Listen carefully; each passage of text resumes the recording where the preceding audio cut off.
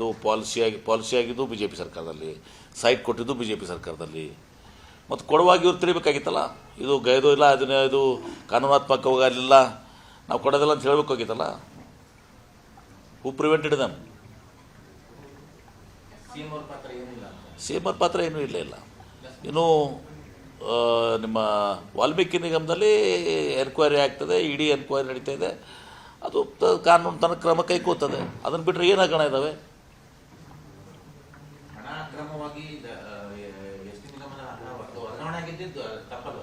ಅದು ಅದ್ರ ಬಗ್ಗೆ ಆಗ್ತದಲ್ಲ, ಎನ್ಕ್ವೈರಿ ಆಗ್ತದೆ, ತಪ್ಪಿಸ್ತ್ರ ಮೇಲೆ ಕ್ರಮ ಕೈಗೊಳ್ತೀವಿ. ಸಚಿವರು ರಾಜೀನಾಮೆ ಕೊಟ್ಟು ನೋಡಿ, ಒಂದು ನಿಮಿಷ, ಒಬ್ರಿಗೆ ಕೇಳಿದ್ರೆ ಹೇಳ್ತೀನಿ ನಾನು, ನೀವೊಂದು ಕೇಳಿದ್ರೆ ಒಂದು ಕೇಳಿದ್ರೆ ಹೇಳೋಕ್ಕಾಗಲ್ಲ. ಸಚಿವರು ರಾಜೀನಾಮೆ ತೊಗೊಂಡಿದ್ದೀವಿ. ಆಮೇಲೆ ಇದರಲ್ಲಿ ಪ್ರಮುಖ ಪಾತ್ರ MDದು. ಯಾವುದೇ ನಿಗಮ, ಈಗ ನನ್ನ ಕೆಳಗೂ 10 ನಿಗಮ ಬರ್ತವೆ, KSTL ಬರ್ತದೆ, MSIL ಬರ್ತದೆ. ಮುಖ್ಯ ಪಾತ್ರ MDದು. ಸರ್ MD ಇವತ್ತೊಂದು ದಿವಸ ನಾವು ಓರಲ್ಲಾಗಿ ಹೇಳಿದ್ರೂ ಕೂಡ ಮಾಡೋದು ಪ್ರಶ್ನೆ ಇಲ್ಲ. ಏನಾದ್ರು ನಾವು ತಪ್ಪು ಹೇಳಿದರೆ ಕಾನೂನು ಬಾಹಿರವಾಗಿ MDಗೆ ನಾವು ಹೇಳಿದ್ರೂ ಕೂಡ ಅವ್ನು ಮಾಡುವಂಗಿಲ್ಲ, ಅಥವಾ ನಾವು ರೈಟಿಂಗ್ನಾಗ ಕೊಟ್ಟರು MD ಮಾಡುವಂಗಿಲ್ಲ. ನಂತರ ಬೋರ್ಡ್ ಬರ್ತದೆ. ಹೀಗಾಗಿ ಇದರಲ್ಲಿ ಪ್ರಮುಖವಾಗಿ ಇವತ್ತು ಇದು MDಯ ಒಂದು ತಪ್ಪಿದು. ಅದಕ್ಕೆ ಅದು ಎನ್ಕ್ವೈರಿ ನಡೀತಾ ಇದೆ, ಶಿಕ್ಷೆ ಆಗ್ತದೆ. ಅಲ್ಲಿನೂ ಕೂಡ ಇವ್ರದ್ದು ಏನು ಸಚಿವರ ಪಾತ್ರ ಇರಲಿಕ್ಕಿಲ್ಲ. MD is main responsible in any ನಿಗಮ್. ರೈಟಿಂಗ್ನಾಗ ಇವತ್ತು ದಿವಸ ಮಿನಿಸ್ಟರ್ ಕೊಟ್ಟರು ಕೂಡ ಮಾಡುವಂಗಿಲ್ಲ ಅವನು MD. ಓರಲ್ಲಿ ಅಂತ ಬಿಟ್ಬಿಡಿ. ನನಗೆ ಗೊತ್ತಿಲ್ಲ, ಎನ್ಕ್ವೈರಿದಾಗ ನಾನೇ ಕೇಳಕ್ಕೆ ಹೋಗಲಿ. ಎನ್ಕ್ವೈರಿದಲ್ಲಿ ಏನು ಬರ್ತದೆ. ಎನ್ಕ್ವೈರಿ ನಡೆದಾಗ ನಾನೇನು ಬಿಟ್ಬಿಟ್ಟು ನಾನು ಜಡ್ಮೆಂಟ್ ಕೊಡೋಕೆ ನಾನು ಎನ್ಕ್ವೈರಿ ಕಮಿಷನ್ ಚೇರ್ಮನೂ ಅಲ್ಲ, ಅಥವಾ ಇಡಿನೂ ಅಲ್ಲ, CBIನೂ ಅಲ್ಲ. ಓಕೆ, ಗೊತ್ತಿಲ್ಲ ಅವರು ಯಾವ ಅರ್ಥದಲ್ಲಿ ಹೇಳಿದ್ದಾರೆ, ಏನು ಜಮೀರವ್ರಿಗೆ ಗೊತ್ತದಲ್ಲ ನಿಮಗೆ, ಯಾವ ಅರ್ಥದಲ್ಲಿ ಹೇಳಿದ್ದಾರೆ, ಏನು ಹೇಳಿದ್ದಾರೆ ಅಂತ ಅವ್ರಿಗೆ ಗೊತ್ತು. ಏನೋ ಭಾವನಾತ್ಮಕವಾಗಿ ಏನಾದರೂ ಇದರಿಂದ ಯಾರು ಹೇಳಿದಾರೆ ಈಗ ಪುನರ್ರಚನೆ ಅಂಥೇಳಿ? ಇದು ನಿಮ್ಮದೇ ಇವತ್ತೊಂದು ಸ್ವಲ್ಪ ಪುನರ್ರಚನೆ ಆಗಿ ಮಾಡಬೇಕು ಬಿಡಬೇಕು ಅನ್ನೋದು ಹೈಕಮಾಂಡ್ಗೆ ಬಿಟ್ಟಿದ್ದು. ಹೈಕಮಾಂಡ್ ಅವ್ರು ನಿಮ್ಮ ಜೊತೆ ಮಾತಾಡಿದಾರ, ನಾವು ಪುನರ್ರಚನೆ ಮಾಡ್ತೀವಿ ಅಂತ ಹೇಳಿದಾರ? ಚರ್ಚೆ ಆಗ್ತವೆ. ಮೀಡಿಯಾದವ್ರು ನಿಮ್ಗೆ ಚರ್ಚೆ ಬೇಕಲ್ಲ ನಿಮಗೆ. ಅದು CM DCM ಹೋದ್ರೆ ಸಂಪುಟನೇ ಅಂತ ಅರ್ಥ ಆಗ್ತದ, ಅಥವಾ CM DCM ಹೋದ್ರೆ ಮೂಡನೇ ಅಂತ ಹೋಗ್ತಾರ? CM DCM ಹೋದರೆ, ಡೆಲ್ಲಿಗೆ ಹೋದರೆ ಮೂಡ ಬಗ್ಗೆ ಚರ್ಚೆಗೆ ಹೋಗಿದ್ದಾರೆ, ಆಮೇಲೆ ಸಂಪುಟ ವಿಸ್ತರಣೆಗೆ ಹೋಗಿದ್ದಾರೆ, ಅದಕ್ಕೆ ಹೋಗಿದ್ದಾರೆ ಅಂತ ಏನೇನು ಹೇಳೋಗಿದ್ದಾರೆ ನಮ್ಗೆ. ಯಾಕೆ ಹೈಕಮಾಂಡ್ ಕರೆಸಿದ್ದಾರೆ? ಅನೇಕ ವಿಚಾರಗಳಿರ್ತವೆ, ಪಕ್ಷ ಸಂಘಟನೆ ಇರ್ತದೆ, ಯಾವ ರೀತಿ ಇದು ಆಗಬೇಕು, ಅಥವಾ ಇಲ್ಲಿ ವಾಸ್ತವ ಸ್ಥಿತಿ ಏನು ನಡೀತಾ ಇದೆ, ಅದೆಲ್ಲ ಬಗ್ಗೆ ಚರ್ಚೆ ಮಾಡಲಿಕ್ಕೆ ಸಹ ಅವ್ರ ಅಜೆಂಡಾ ನನಗೆ ಗೊತ್ತಿಲ್ಲ ಅಂತ ನಾನು ಮಾತಾಡಬಾರ್ದು. ಸ್ವಾಭಾವಿಕವಾಗಿ ಹಾಕಿದೆ, ಅವ್ರಿಗೆ ತಪ್ಪೇನಿದೆ?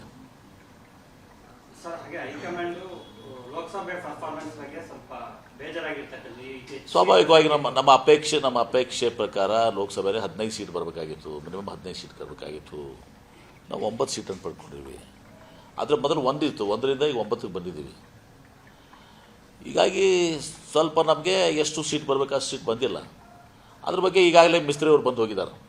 ನಮ್ಮೊಂದೇ ರಾಜ್ಯ ಅಲ್ಲ, ಎಲ್ಲ ರಾಜ್ಯದಲ್ಲಿ ಎಷ್ಟು ಹೆಚ್ಚಿಗೆ ಯಾಕಾಯಿತು, ಕಡಿಮೆ ಯಾಕಾಯಿತು, ಏನಾಯಿತು ಅಂಥೇಳಿ ಇವತ್ತು ಸಹ ಎಲ್ಲ ರಾಜ್ಯದಲ್ಲಿ ಇದು ಮಾಡಿ ನಾವು ಮುಂದೆ ಅದನ್ನು ತಿದ್ದುಕೊಂಡು, ಅದನ್ನು ಅರ್ಥಕೊಂಡು, ಅದನ್ನೆಲ್ಲನೂ ಕೂಡ ನಾವು ಗಣನೆಗೆ ತೊಗೊಂಡು ಮುಂದೆ ಯಾವ ರೀತಿ ಮುಂದುವರಿಬೇಕು ಅಂಥೇಳಿ ನಾವು ಮಾಡುವಂಥದ್ದು. ಸ್ವಾಭಾವಿಕ ನೋಡಿ, ಈಗ ಇದು ಪಾರ್ಲಿಮೆಂಟ್ ಎಲೆಕ್ಷನ್ ಬೇರೆ, ಅಸೆಂಬ್ಲಿ ಎಲೆಕ್ಷನ್ ಬೇರೆ ಏನ್ರಿ. ಹೀಗೆ ಅನೇಕ ಮಾನದಂಡಗಳಿರ್ತವೆ. ಹೀಗಾಗಿ ಕೆಲವು ಸಚಿವರಾಗ ಕಡಿಮೆ ಆಗಿರ್ತದೆ, ಕೆಲವು ಹೆಚ್ಚಿಗೆ ಆಗಿರ್ತದೆ.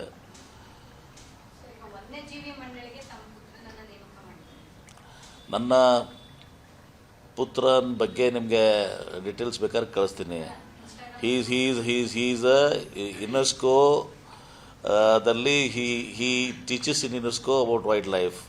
ಇದಕ್ಕೆ is the youngest wild life photographer. ಆಮೇಲೆ ಅವ್ರದ್ದು SPPA ಫೌಂಡೇಶನ್ದು ಈಸ್ ನೀವು ಉಲ್ಟಾ ನೀವು ಈಗ ಹೇಳಬೇಕು, ಒಬ್ಬ ಯಂಗ್ಸ್ಟರ್ ಇವತ್ತು ದಿವಸ 21 ಇಯರ್ಸ್ ಒಬ್ಬನು ವೈಲ್ಡ್ ಲೈಫ್ ಇದಕ್ಕೆ ಇದು ಆಗಿದ್ದಾನೆ ಅಂಥೇಳಿ ಅವನಿಗೆ ಟೈಮ್ಸು ಆಮೇಲೆ 3-4 ಅವಾರ್ಡ್ಸ್ ಬಂದಿದ್ದಾವೆ. At that age at the age of 14 ಅಂದ್ರೆ ಹಾಂ ಬಿ ಜೆ ಪಿ ಆರೋಪ ಮಾಡೋರು ಮಾಡ್ತಾರೆ. ಯಾಕೆ ಒಬ್ಬ ಯಂಗ್ಸ್ಟರ್ನ ಆಯ್ಕೆ ಮಾಡಿರೋ ಒಬ್ಬ ಯುವ ಪ್ರತಿನಿಧಿ ಆಗಿ ಇದು ಮಾಡುತ್ತಪ್ಪ.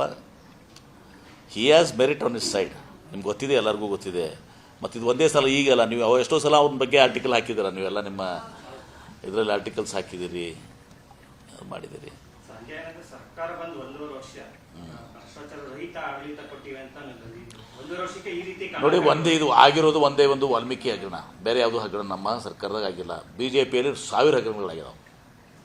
ಕೊರೋನಾ ಹಿಡ್ಕೊಂಡು ಬೇಕಾದಷ್ಟು ಹಗರಣಗಳು, medical college buildings without cabinet ಇವತ್ತೊಂದು ದಿವಸ 100 ಕೋಟಿ ರೂಪಾಯಿ ಇವತ್ತೊಂದು ದಿವಸ ಕಾಂಟ್ರಾಕ್ಟ್ ಕೊಟ್ಟಿದ್ದಾರೆ. ಅನೇಕ ಹಗರಣಗಳು ಬಿ ಜೆ ಪಿದಾಗ ಇದಾವೆ. ಅನುಕ್ಷಣದ ಸುದ್ದಿಗಳಿಗಾಗಿ ವಿಸ್ತಾರ ನ್ಯೂಸ್ ಯೂಟ್ಯೂಬ್ ಚಾನೆಲ್ ಸಬ್ಸ್ಕ್ರೈಬ್ ಮಾಡಿ. ಹೊಸ ಸುದ್ದಿಗಳ ನೋಟಿಫಿಕೇಶನ್ಗಾಗಿ ಬೆಲ್ ಐಕಾನ್ ಕ್ಲಿಕ್ ಮಾಡಿ. ಲೇಟೆಸ್ಟ್ ಅಪ್ಡೇಟ್ಸ್ಗಾಗಿ www.vistaranews.com ವೆಬ್ಸೈಟ್ಗೆ ವಿಸಿಟ್ ಮಾಡಿ. ಅಂಗೈಯಲ್ಲೇ ಜಗತ್ತಿನ ಸುದ್ದಿ ತಿಳಿಯಲು ವಿಸ್ತಾರ ನ್ಯೂಸ್ ಕನ್ನಡ ಆಪ್ ಡೌನ್ಲೋಡ್ ಮಾಡಿ.